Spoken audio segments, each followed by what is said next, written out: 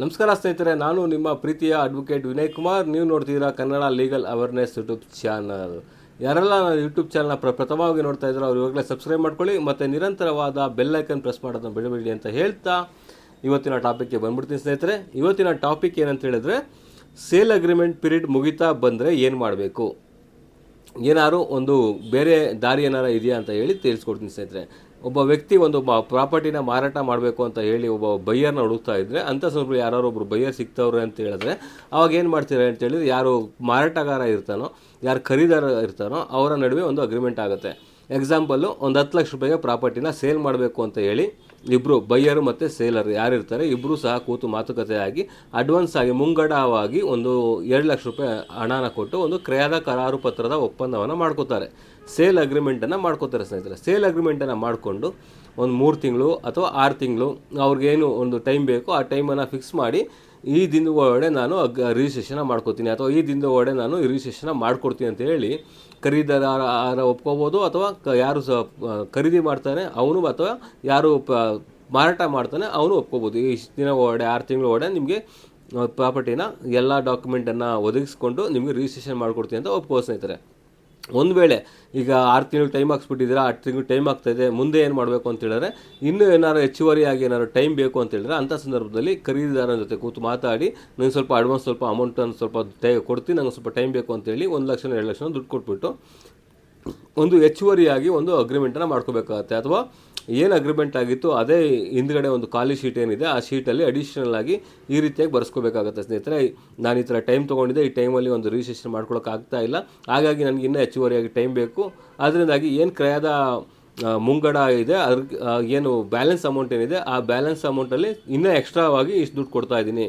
ಈಗ ಆಲ್ರೆಡಿ 7 ಲಕ್ಷ ಕೊಟ್ಟಿದ್ದೆ, ಮತ್ತೆ 2 ಲಕ್ಷ ಕೊಡ್ತಾ ಇದ್ದೀನಿ, ಉಳಿಕೆ 6 ಲಕ್ಷ ರೂಪಾಯಿ ಕ್ರಯಪತ್ರ ಮಾಡಿಸ್ಕೋಬೇಕಾದ್ರೆ ನಾನು ಕೊಡ್ತೀನಿ ಅಂತ ಹೇಳ್ಬಿಟ್ಟು ಒಂದು ಹೆಚ್ಚುವರಿಯಾಗಿ ಒಂದು ಬರೆಸ್ಕೊಂಡು ರಿಸಿಪ್ಟನ್ನು ಸಿಗ್ನೇಚರನ್ನು ಹಾಕ್ಸ್ಕೋಬೇಕಾಗತ್ತೆ. ಆ ಥರ ಮಾಡೋದ್ರಿಂದ ಏನಾಗುತ್ತೆ ಅಂತೇಳಿ 6 ತಿಂಗಳು ಗಡುವು ಮುಗಿತಾ ಇದ್ದಂಗೆ ನಿಮ್ಗೆ ಇನ್ನೊಂದು 6 ತಿಂಗಳು ಟೈಮ್ ಸಿಗುತ್ತೆ. 6 ತಿಂಗಳ ಒಳಗಡೆ ಬಂದು ನೀವು ರಿಜಿಸ್ಟ್ರೇಷನ್ ಮಾಡ್ಕೋಬೇಕು. ಒಂದು ವೇಳೆ ಒಂದು ಯಾರು ಮಾರಾಟಗಾರ ಯಾರಿರ್ತಾರೆ ಅವ್ರೇನಾದ್ರು 6 ತಿಂಗಳ ಒಳಗಡೆ ಎಲ್ಲ ಪ್ರಾಪರ್ಟಿ ಡಾಕ್ಯುಮೆಂಟ್ನ ನಾನು ಸರಿಪಡಿಸ್ಕೊಂಡು ನಾನು ನಿಮಗೆ ರಿಜಿಸ್ಟ್ರೇಷನ್ ಮಾಡ್ಕೊಡ್ತೀನಿ ಅಂತ ಹೇಳಿದರೆ ಆ 6 ತಿಂಗಳ ಒಳಗಡೆ ಬಂದು ರಿಜಿಸ್ಟ್ರೇಷನ್ನ ಮಾಡ್ಕೊಡ್ಬೇಕಾಗುತ್ತೆ ಸ್ನೇಹಿತರೆ. ಇನ್ ಕೇಸ್ 6 ತಿಂಗಳ ಒಳಗಡೆ ಬರಲೇ ಇಲ್ಲ, ಆಲ್ರೆಡಿ 6 ತಿಂಗಳಾಗಿದೆ, ಮತ್ತೆ 6 ತಿಂಗಳು ಎಕ್ಸ್ಟೆಂಡ್ ಮಾಡ್ಕೊಂಡಿರ್ತಾರೆ ಒಂದು ಎಕ್ಸ್ಟ್ರಾ ದುಡ್ಡು ಕೊಟ್ಬಿಟ್ಟು, ಆವಾಗಲೂ ಸಹ ಬರಲಿಲ್ಲ ಅಂತ ಹೇಳಿದ್ರೆ ಅಂಥ ಸಂದರ್ಭದಲ್ಲಿ ಒಂದು ನೋಟಿಸನ್ನು ಕೊಡಬೇಕಾಗತ್ತೆ, ಲೀಗಲ್ ನೋಟಿಸನ್ನು ಇಶ್ಯೂ ಮಾಡಬೇಕಾಗತ್ತೆ. ಒಂದು ವೇಳೆ ಮಾರಾಟಗಾರ ಏನಾದ್ರು ಲೀಗಲ್ ನೋಟಿಸ್ ಇಶ್ಯೂ ಮಾಡ್ತಾ ಇದ್ದರೆ ಈ ರೀತಿಯಾಗಿ ನೀವು ನನಗೆ ಕರಾರು ಪತ್ರ ಒಪ್ಪಂದ ಮಾಡ್ಕೊಂಡಿದ್ದೀರಿ, ನೀವು ಟೈಮ್ 6 ತಿಂಗಳು ಹಾಕ್ಸಿರಿ, ನೀವು ಬಂದು ರಿಜಿಸ್ಟ್ರೇಷನ್ ಮಾಡ್ಕೋತಾ ಇಲ್ಲ, ಒಂದು ವೇಳೆ ನೀವು ಬರಲಿಲ್ಲ ಅಂತ ಹೇಳಿದ್ರೆ ಈ ಪ್ರಾಪರ್ಟಿನ ಬೇರೆಯವ್ರಿಗೆ ಮಾರ್ಬಿಡ್ತೀನಿ, ಹಾಗಾಗಿ ಈ ರಿಜಿಸ್ಟ್ರೇಷನ್ ಸಹ ಕ್ಯಾನ್ಸಲ್ ಆಗುತ್ತೆ ಅಂತೇಳಿ ನೋಟಿಸ್ ಕೊಡಬೇಕಾಗತ್ತೆ.